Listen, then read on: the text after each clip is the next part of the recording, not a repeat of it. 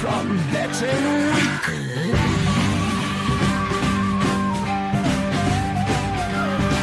Because we win, that is our motto. Sometimes we win, sometimes we don't win.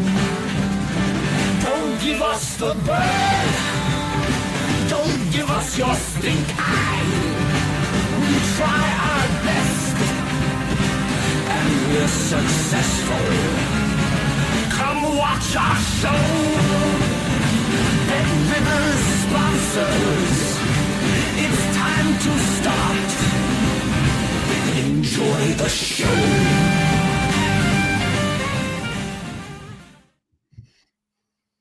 Welcome in everyone to Betting Weekly Live. It is Monday the 29th of September. You're with Steve Wyss and Lewis Jones. I hope everyone's doing really well. Lewis, how was your weekend? Were you betting on the Ryder Cup at all? Yes, good afternoon, good morning, everyone. Ryder Cup, no. Golf betting has taken a bit of a back seat for me the last couple of years. It's just too much of a long-term thing that it's a good bet. I like betting on it, but it's just too long-termish for me in terms of finding winners. So sat back and tried to enjoy the Ryder Cup where I could. It's getting a little bit squeaky bummy, wasn't it, on the Sunday? Very entertaining watch. Credit to the Americans for putting up a fight. But Europe just too far ahead in the end. But yeah, brilliant for them to go to New York and do what they did. Fantastic sporting achievement. They all deserve huge credit. And the captain, Luke Donald, has etched himself into history, I think, now. Sporting giant now in terms of coaching and leadership. So brilliant from him. Punting football-wise weekend, it hurt. I saw Jack Wright actually tweet that he was stung by a few late goals this weekend. And I was as well. Yeah, I mean, it was heartbreaking. I mean, I was on Leeds on the money line to beat Bournemouth. I was very, very sweet on them to win. And that hurt when that 93rd minute came in. I was just on Newcastle double chance yesterday as well. And even though I didn't play very well, I thought that one might just get over the line. Just a lot of late goals. Very good for the league and for entertainment purposes, but not good for my wallet, Steve. How was your weekend? Not good. I mean, I did have some winners, but my most confident bets all lost. Started Friday night. Strasbourg on the handicap. Marseille scored 95th minute. Then what was it? I was on the under 2.5 goals in Arsenal game, Newcastle Arsenal. And then I was on an over in Germany, Freiburg against Hoffenheim, over 2.75. And I had nibbles of over 3 as well. It was 1-1 after 12 minutes. And you know how it ended. Yes. So it is one of those. I'll tell you what, every single year I have a weekend around now. It's usually October, actually, where all the early season trends just sort of go in one weekend. Like that was the first under for Freiburg. It was the first time I think Newcastle went over in about 10 or second time in 10. Yeah. It happens sometimes. You just got to. I tell you what, you got to pick yourself up the canvas. I did have some other winners as well, but they weren't as confident. So it is frustrating, but you just got to kick on and move again. It's a shame because I've been in really good form before the weekend. Yeah, you're right about just kicking on again. Wallowing is just a waste. Is one of my favourite sayings. Is because it's just there is no point wallowing, no point crying over spilt milk. The processes to get to those bets, I think, in my case anyway, were fine. So that's the main thing I can do. And sometimes this happens in a low-scoring sport like football. Variance can come and bite you. So yeah, no, you just got to dust yourself down, take the bad beats as they come, and move on. But there's always another game around the corner, and we've got a few to kick on with this evening. There were some huge bets over the weekend with Bet Rivers. 3 selections in the American football over $100,000. $305,000 winner on Ohio State -7. $230,000 winner on Notre Dame -4. Packers -6 against the Cowboys. That was a $150,000 loser though. Some huge bets going along here. Even in the soccer, there were some massive bets. This one hurts. There's a few that hurt here. $100,000 on Liverpool live double chance at -143. That's an absolute killer. And another one here, $60,000 on Man United over 1.5 goals at -159. Bruno Fernandes is not going to be on that person's Christmas card list. God. But there was a winner here, $95,000 on Brentford to score over 0.5 first half goals at +105. That was cashed after 5 minutes. I mean, there's plenty of data to suggest that the Man United first half conceding of goals has been rife since Amorim took charge. So fair play to that punter. He's latched on and backed it accordingly. And there was, if I can find it here, 46,000 on Team Europe to win the Ryder Cup live at -132. I'm guessing that person got on Friday, maybe lunchtime, US time, something like that. That was roughly what the price Europe were. But we move on to a brand new betting week, like we said. We've got a big discussion about Everton against West Ham today. I'm actually in Liverpool right now. I'm heading to the match at the Hill Dickinson Stadium after this broadcast. We've got some action in Italy. We've lost a Spanish game. Unfortunately, the Valencia match has been postponed due to a bad weather forecast. So I've got a little bit of Swedish action as well. Do put your comments in chats. Want to welcome everyone in. We have Brandon King. Good to see you as well. Loads of you in already. Put down your best bets today and let us know how you got on over the weekend. Okay, well, we're going to start with this early game in Italy Serie A. Parma against Torino. Two sides that I find very, very difficult. So I was quite pleased that you got an angle on this game, Lewis, I must say. Parma +138 favourites, Torino +225. The tie is as short as +200, which, for this stage of a season, that's quite a short price. And under 2.5 goals is at -182. I find Torino in particular really, really difficult, Lewis. But a bet caught your eye here, didn't it?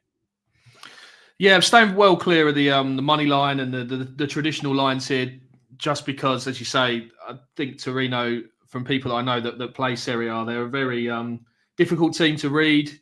And I don't want to get involved with those prices, especially with the draw being so short. That suggests to me, it just tells the story really of how tight this is as a betting heat. But I think in terms of the way the game is going to pan out, I can take some confidence with how I think the game's going to go from a sort of a tactical point of view and the game state point of view. And I think it will be the home side Parma asking most of the questions here and putting Torino under pressure. They're quite happy to defend in numbers, Torino, and allow the opposition to dominate territory away from home. So that lends itself to some interesting prices here in the Parma shots lines, because Torino have shipped 16.7 shots per 90 in Serie A so far this season. I think they've had quite a hard schedule, so that probably is a little bit skewed, that data. But I still think that shows that they're happy to soak up pressure. And I found a player here in the Parma side who's got a very good recent record for shots, and that's, I want to pronounce this right. Is it Adrian Bernardi, Steve? Is that how we're pronouncing him? That sounds very good to me, Lewis. Excellent. He's over 1.5 shots here at -118, and really like it. Data screams to me that this is a play at the prices, and also I've watched watched him a couple of times play before, and he's a very very technically savvy sort of player who does like to get shots away, and he is very forward thinking. So, and he's just very sort of central to the way that Parma go about their attacking patterns, and crucially does like a strike from distance. And this is brilliant when you've got a player in this type of market. You want him to be forward thinking. You want him to be looking to score from distance, and that just adds to his the weight of his chances of getting shots. And he's definitely overpriced here, I think. And he's cleared the 2 or more shots line in 6 of his last 7 starts now for Parma. So that in itself is a really positive trend. And I can see that continuing here, just with the likelihood of Parma dominating the ball and the territory and asking questions of Torino. Of course, the game state could go against us potentially if Torino get in front, but also it could, Parma get in front, but it could flip the other way. If Torino go in front, then of course Parma are going to be attacking more, and it adds weight to their shots chances. So yeah, I really like him as a player. He's on free kicks too, Steve, as well, which is always a nice bonus. I think he'd be the one having a pop if there's any free kicks come in range as well. So yeah, Adrian Bernardi, just looking at the data and the type of player he is, I thought that price of -118 really stood out to him to clear the over 1.5 line. Tell you what, you make a really great case for him there, must say. Lewis Jones, Serie A expert, just what I like to see. But when it comes to props markets, they just, it doesn't matter where it is in the world. The numbers and the limited knowledge that I have of these players, you can combine the two to pull out a bet, especially when the price stands out this much. So yeah, Serie A expert, no. Hopefully, prop bet expert, yes. 94% of the money and 88% of the tickets are actually on Torino in this game. And there's a split with the over-under money. 64% of the tickets on the under, but 65% of the money's on the over. So you could say there maybe a lot of public people liking the sort of the under, but the more significant cash has come on the over for this game. And a really interesting stat from producer Troy here. Parma has lost each of its last 6 Serie A night matches as a home favourite. That's a really quirky stat, but that doesn't really bode well for them heading into this particular match. Trends are there to be broken, though, Steve. Trends are there to be broken. So that's the way I would look at that. That's got no substance to it. I love these little quirky ones Troy comes out with, but surely that's got no substance to it. I'd be looking to maybe flip that and say the trend will be ending soon. So there's probably would Parma's players hate playing after 7:45 or something, or at night time? Some of them scared of the dark. I don't know, but this makes no sense to me. But hey, these are the quirks we find in our research and the trends. They're there to be exploited. So I'm sure someone will be jumping on. Yeah, I mean, they might. I don't know if they even know the record or not, but it's an interesting little quirk. Shane, good to see you. Do you have an in-play betting system of sort of going into one where you feel the algorithm model line is too low or in your favour? I mean, in-play betting is something, to be honest with you, and I discussed this with James Eastham in the Betting Zoo episode, and you're going to be one of the next episodes on the Betting Zoo, actually, Lewis, so we're looking forward to that. We'll talk about player props, but in play, I prefer the eye test. And I will use metrics to help me as well. But I like to see what I'm watching if I'm going to bet on something. Ideally, I don't know about you.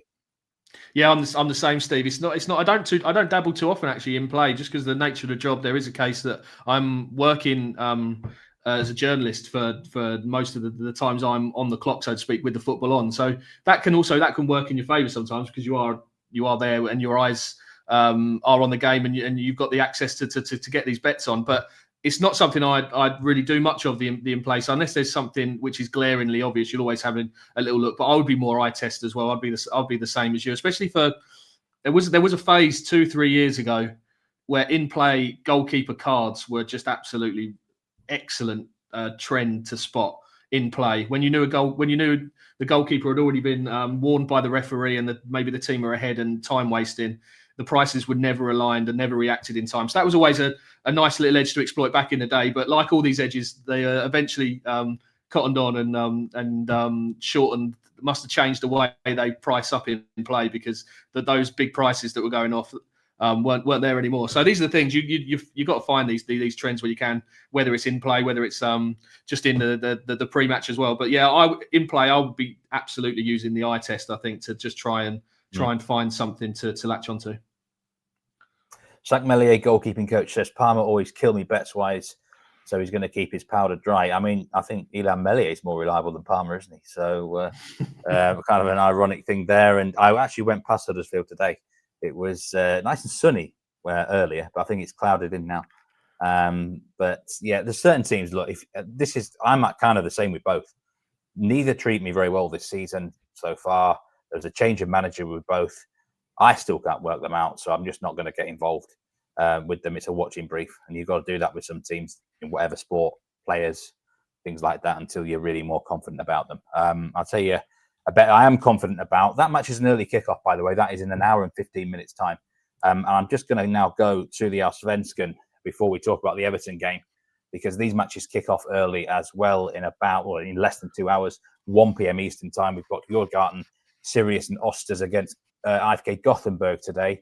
And for me, the best bet of the day, it was going to be in the Valencia game, but we don't have it now. It's going to have to now be Djurgardens money line, -141 against Sirius. Really surprisingly big price, actually. There's a debate going on in Sweden about who actually is the best team right now, because ultimately we're going to get a champion from a village of 500 inhabitants called Mjällby. They're going to win this league. They're 11 points clear now. So right now they are certainly the best team. But after that, Malmo are a real mess. They've just sacked the manager. I think Djurgården are playing as well as anyone else in this league since mid-season. We know they had that great run in the Conference League to the semi-final. They lost some players. They had a lot of injuries, but they picked themselves up since the summer break. And if you look at their underlying metrics, Djurgården, they are very, very good. They dominate games. They have at times lacked a goal scorer, but they're just starting to come together now in that capacity. And I think the door is open for Djurgården to finish third in this league, which will get them in a European place as a bare minimum, still with the Swedish Cup to come in the spring. So for me, that is definitely a bet on Djurgården. I'm actually going to have a nibble on the -1 Asian handicap as well, because they are very reliable defensively and may well win to 0. Sirius just lost 3-1 at home to Degerfors, who are not a very good team. So that is a very, very worrying result for Sirius. The other fixture there, Osters against Gothenburg, I would lean to over 2.5 goals in that fixture, based on the style of both teams and the defence that can't really be relied on. But Djurgården, for me, would now be the best bet of the day. Let us know in chat if you're getting involved in this Swedish Allsvenskan today. You can actually watch that match live on the BetRivers app or betrivers.com. Loads of live streams today, actually, as well. And we've got a house special coming up in the Everton game. I'll mention it now before we talk about the fixture. And it's Everton to score in both halves against West Ham at +150. This is the big game of the day. I'd say here on Merseyside, Everton against West Ham, -155 for Everton, West Ham +440. I know Nigel Seeley's 2-unit plays on this match from the Premier League show this week, but since that happened, there's been a change of manager at West Ham. Nuno Espirito Santo is in and Graham Potter is out. And that has got to be the starting point, really, hasn't it, Lewis? That how West Ham might be transformed or not in the small space of time that he's had since he's come in at the club. Let us know how many sessions and stuff he's had to work with these players, and what do you think they might have a reaction here on Merseyside tonight? Yeah, absolute bonkers situation, really, that Graham Potter and West Ham found themselves in. I mean, he was put up to do the pre-match interview, wasn't he, on Friday? And all of us that tried to preview the weekend's cards on Thursday and Friday for various content and are getting our bets on, we went into it thinking that Graham Potter was going to be the West Ham manager, and Everton backed accordingly. And I think the guys on the Premier League show, Nigel and Jack, were very sweet on Everton's chances, and I was happy to follow them in there, because I think the price about Everton was absolutely fair as you like on them to beat this West Ham team. But everything's changed now. I mean, the fact that he did the pre-match press conference and then was sacked the next day on the Saturday, when obviously West Ham got the green light that Nuno was interested and available. I get it from West Ham's point of view. They've got to make the best decision in order to keep the club up, but thought it lacked a little bit of class, really, the way they treated Graham Potter towards the end.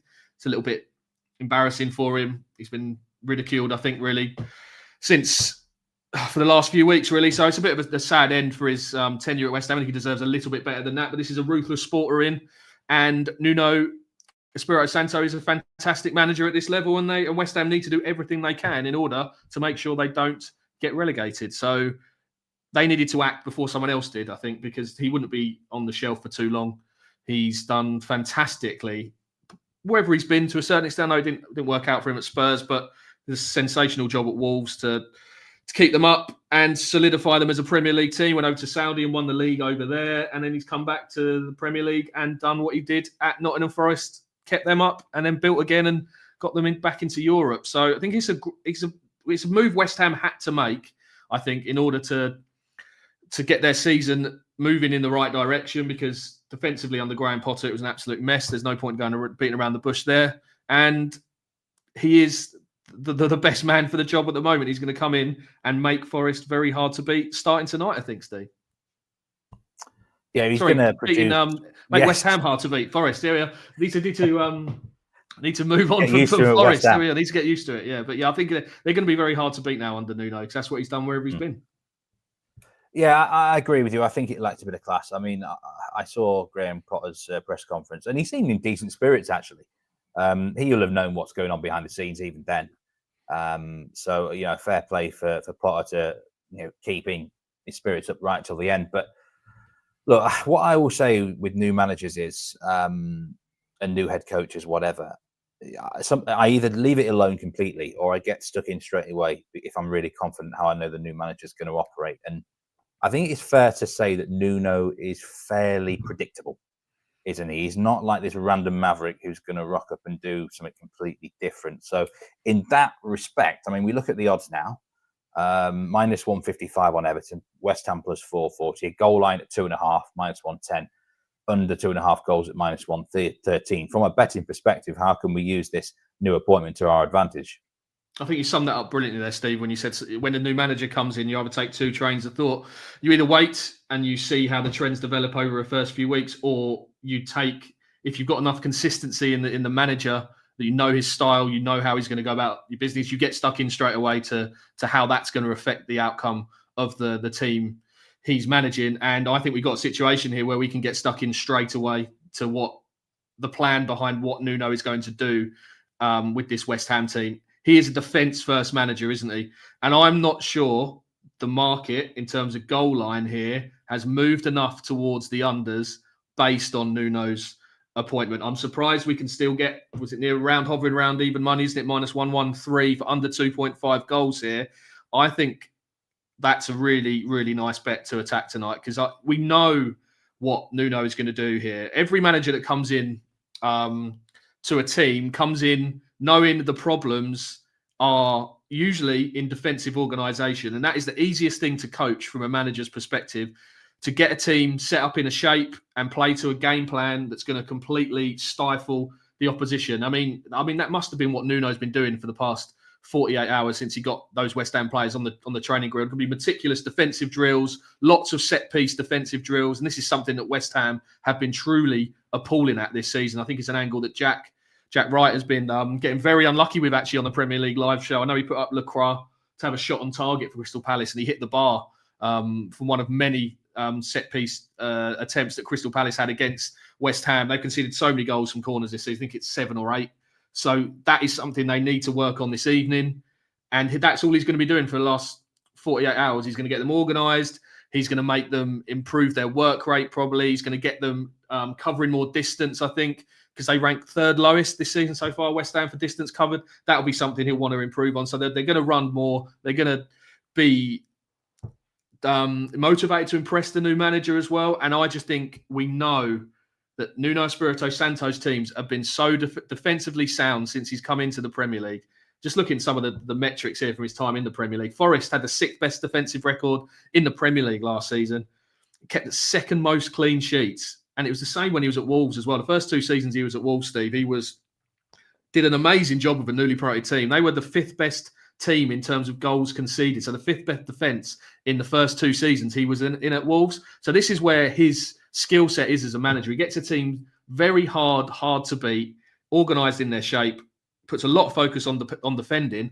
And I can see that being exactly how this game goes tonight. I think Everton are going to be allowed the ball, going to have to try and break this West Ham team down, who, yes, they have showed this season, then they haven't defended well as a unit. But I just think this change in manager, a new voice, a new style of football, I don't think this line has caught up enough with the change in manager here. So I'm absolutely happy to row in with the under 2.5 here. And I'd be surprised if it doesn't shorten closer to kickoff, when people just maybe latch on a bit to more the way the game is going in terms of how that Nuno's going to approach it. So yeah, I really like the unders here, Steve.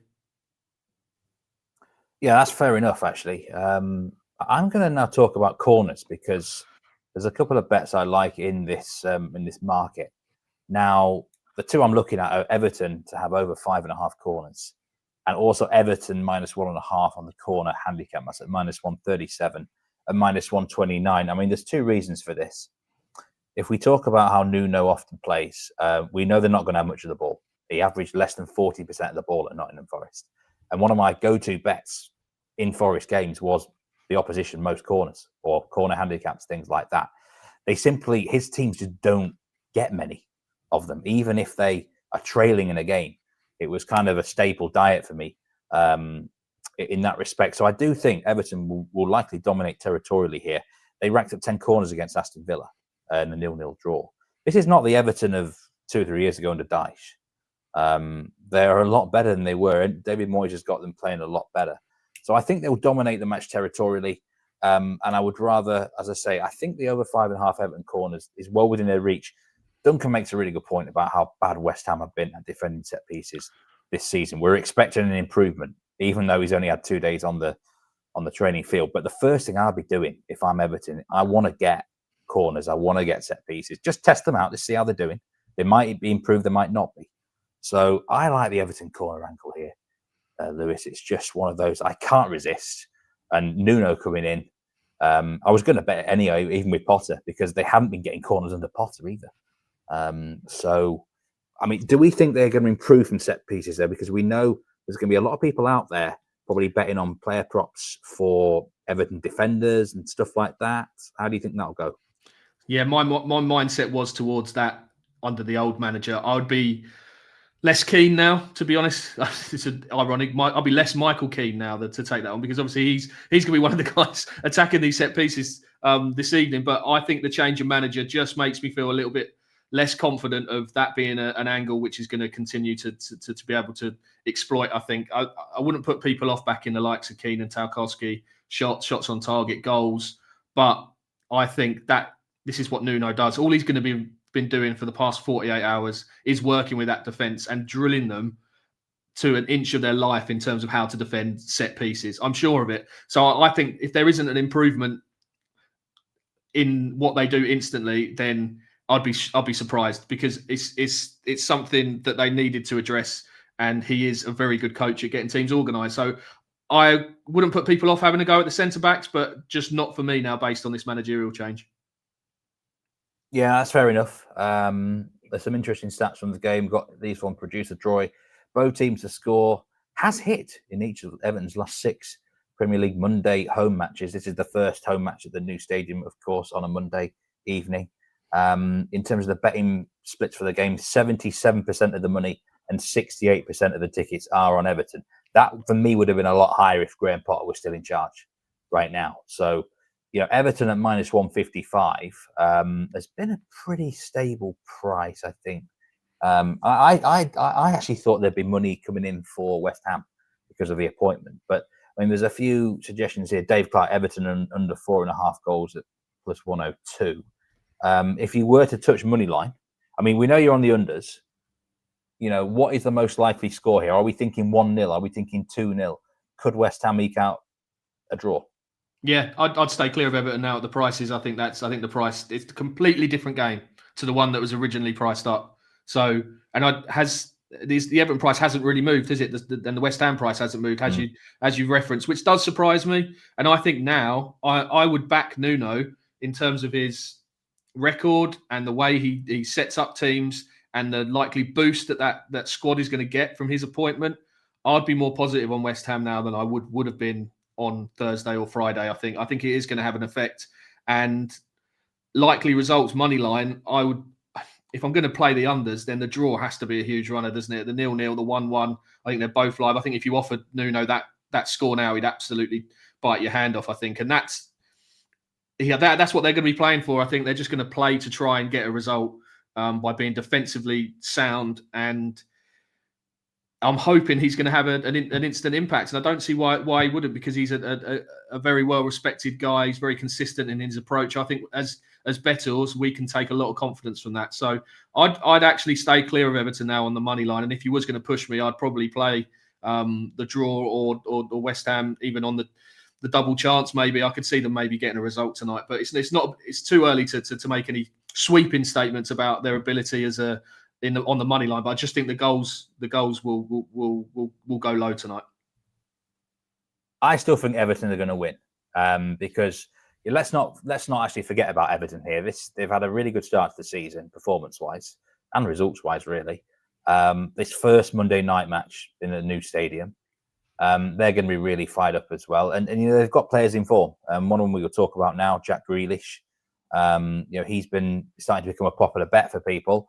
You're looking at him in the assist market, Lewis, here at a price. Yeah, I am. I think this is the way to play. I'd rather play a bigger price on a pro Everton play here rather than just take them on the money line. So if they are going to score a couple of goals, then I think there's a good chance that Jack Grealish is going to have something to do with those goals. And I'm just keeping it very simple and going to back the most creative player in the league to get an assist at plus 2-110 with Bet Rivers. I think that's a nice bet to attack tonight. And he's just look like the Grealish of old, doesn't he? He became quite machine-like, I would say, at Manchester City under Guardiola. Came a bit of a cog in their system, so to speak.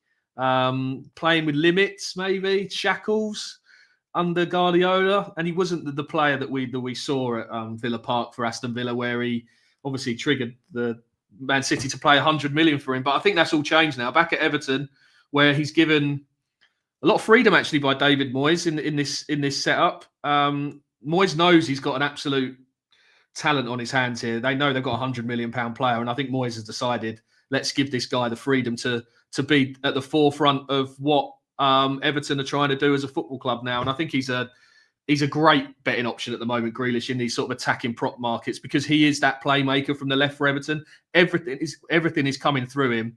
The plan is to get the ball to him at every opportunity, and you can see that through their where they attack data in terms of down the left flank. The last 2 home games, 48% of their attacks have come down the left flank, and it's led to Grealish having a fantastic start to the season. 4 assists, got the Player of the Month award, didn't he, as well? And at the start of the weekend, I say, led the way for all players for most chances created from open play, and that's 12 in the Premier League this season. So it's a very obvious bet to play, but sometimes these bets are the ones that you just need to attack and don't overcomplicate things. And I think when you've got a player in as good a form as Jack Grealish, been given the freedom to be Everton's playmaker in a game where they are very short to win and the market is expecting them to win, I think he's probably the better bet to attack to get an assist than maybe Everton to win the game, because I think you're going to get a good run for your money, because, as you say, all of their attacks are coming through Grealish at the moment, down that left-hand side. And I think West Ham are going to struggle to contain him. So, yeah, all over Mr. Grealish here to get an assist and keep up his good form, Steve. I actually put the vice captain's armband on Jack Grealish in my fantasy Premier League team this week. It just shows you how much confidence I've got with him. Haaland was the captain, so, that was obvious. But for Grealish to go to vice captain, just shows you how highly I think he's playing right now. And would you get him back in the England team, Steve? Would you have him in the next squad? Yes, because I think he offers something completely different. He, like you said, I think at Manchester City, he was willing to accept sort of being told what to do, because he knew he was going to get silverware. And players want to win things in their career, of course they do. Now he's happy again, I think, really enjoying his football, being that maverick that we remember him at Villa. And like I say, David Moyes has given him the freedom that he wants. So if he can stay fit, and at the minute he seems in great condition, actually, which is brilliant to see, because that's been a problem for Grealish. Yeah, I think the only way he's going to get injured if someone just absolutely clatters him, because he's back to his best in terms of winning fouls as well, isn't he? Unbelievable. He's the most fouled player in the Premier League so far this season. And it does seem that the only way to stop him sometimes is to try and kick him. And he does go down a little bit too easily still. But I think that's not a bad thing for Everton, who are very, under David Moyes. Moyes is a very set-piece orientated manager anyway, so I'm sure he's encouraging Grealish to win those fouls so Everton can win these set pieces. But yeah, he's really impressive how he started the season, and I think he's only going to get better as well, Steve. I think the more football he plays, the more he's enjoying it, the more freedom he gets at Everton. Looks like he's loving life at the moment. I think he's a fantastic individual player, and he's got to be back in that England squad. I think it's named next Friday, isn't it? The England squad, or this Friday. So hopefully he's back in there and he can just kick on with his career again, because he's a brilliant player to watch. And there's not many Mavericks left in this sport, is there really? No. But he is one. And I love watching him play. And hopefully he can dazzle in front of your eyes tonight, Steve, and get an assist. Anonymous goalkeeping coach. Do you think Walker Peters, who is allergic to fouls, will be forced into fouling Grealish? And the referee, I think, is Barrett. Is it Stuart? Sam Barrett, yeah. Sam Barrett. He doesn't spring to mind too much to me. He's quite an inexperienced referee, yeah. He's only just sort of been given the Premier League. He's inexperienced. He is inexperienced. Yeah, I don't think he's refereed more than sort of 15 games in the Premier League. So he's still coming to terms with it. So he is normally quite good for cards, I think, Barrett. So again, that should be something to look at. But yeah, I'm not sure Bet Rivers have got the fouls markets up, Steve, unfortunately. But Kyle Walker-Peters, he's in line. I mean, dealing with Grealish. I think Connor Bradley made 4 on him in the Merseyside derby. So yeah, he won 7 fouls in that game, Grealish. So that opposition right back up against the talents and the foul drawing ability of Grealish, definitely a betting angle to exploit where you can. 100%. It's a matchup thing, and Anna's goalkeeping coach that, even if a player doesn't normally foul much, I mean, Grealish is just different level. So, I think he will be forced into it. He's that much of a tricky customer. We've got one more match to discuss before we finish here. This is Genoa against Lazio in Serie A, 2:45 p.m. Eastern kickoff here. Lazio plus 150 favourites, but it's a close betting market there. Again, to a Lazio team who I am struggling to get to terms with. We mentioned them on the Euro show this week. James Eastham agreed with me there that they are such a hard side to read right now, but they've not been scoring many goals apart from one match. They've all come in one game. And the usual bet that I'm looking at with Genoa, it would only be a lean though for me here, is under 2.25 goals in Genoa Lazio. You don't always get a 2.25 under goal line available with this Genoa side, but I have seen some signs recently that the players are starting to get a little bit fed up with these defensive sort of systems. I think there's only so long that these coaches have this sort of effect, Lewis. A manager comes in, keeps it really tight, and then never changes anything. You've got to sort of evolve a little bit, and I'm just starting to get a little bit concerned about Genoa players' mindset a little bit. So this is why it would only be a lean for me. But Lazio have been lacking goals, like I say, bar one match. So for me, this fixture is more likely to go under than over. You could look at both teams score no as well. That's at minus 132. But it's one of those, do I really see either team scoring 3 goals on their own? No, I don't. So that's why I would go under 2.25 Asian goals. Is Patrick Vieira still the Genoa coach, Stevie, isn't he? Yeah, look, but Patrick Vieira, and I think Vieira has the same cycle all the time when he becomes a manager. He comes in, you know what he's going to do, he makes them hard to beat. And then after a while, it's just like the whole place becomes a bit stale and stagnant. And I don't know what it is. I rate him a lot as well, but he can't seem to move it to the sort of the next rung, if you know where I'm coming from. And I'm just starting to already see signs of it, that it might be coming. The results have not been particularly pleasant. So if I had to pick a team to win, I would just go with Lazio, simply because of the extra quality on paper. But that under is usually a good idea with them. Okay, we're about finished here. So the newsletter, I just want to remind people, please sign up to that. There's a newsletter that will come into your inbox today, and of course the Betting Weekly Insider on Friday. That was Leeds were your pick on the Insider, weren't they, last week, Lewis? Plus on the Asian line, plus 2.5 line. So that did cop, which was good. Just my personal, I was very confident. I don't like Bournemouth against teams that allow them the ball and stifle them, and that's what Leeds did. So it's definitely it only further added weight to the fact that Bournemouth are gettable in certain fixtures when teams allow them the ball and get in their faces and make the game a scrap. So definitely one to follow when Bournemouth are playing this season, when they turn up against these teams, when they're expected to win, always too short in the market. Just looking through some of the comments here. Dave Clark, I think Everton should get a good home crowd Monday night. Everyone's on the high, and he's going to be on the Everton win. FJ Football, good to see you. And Betting Weekly Studios, Nigel says, hello. Is that my cue to get out of here? It may well be, Lewis. But before we go, best bet of the day from you. Let us know what it is. I like all three, to be honest. I'd like the Adrian Banabi shots line over 1.5 at minus 118. Also like the unders, under 2.5 at minus 113 in Everton versus West Ham. And I don't mind the Grealish assist as well, plus 110. So I couldn't separate all of them. I'll be back in all three. All three. Yeah, they got that shot on target. Shot bet in the early fixture in Serie A, the Torino fixture. For me, best bet is in that Swedish fixture. Djurgardens money line, minus 141. But over 5.5, Everton corners at minus 137 is going to be my second best bet on the game. I really do like that Grealish assist as well. I think that's a really good looking. Valencia game's been postponed, Barak.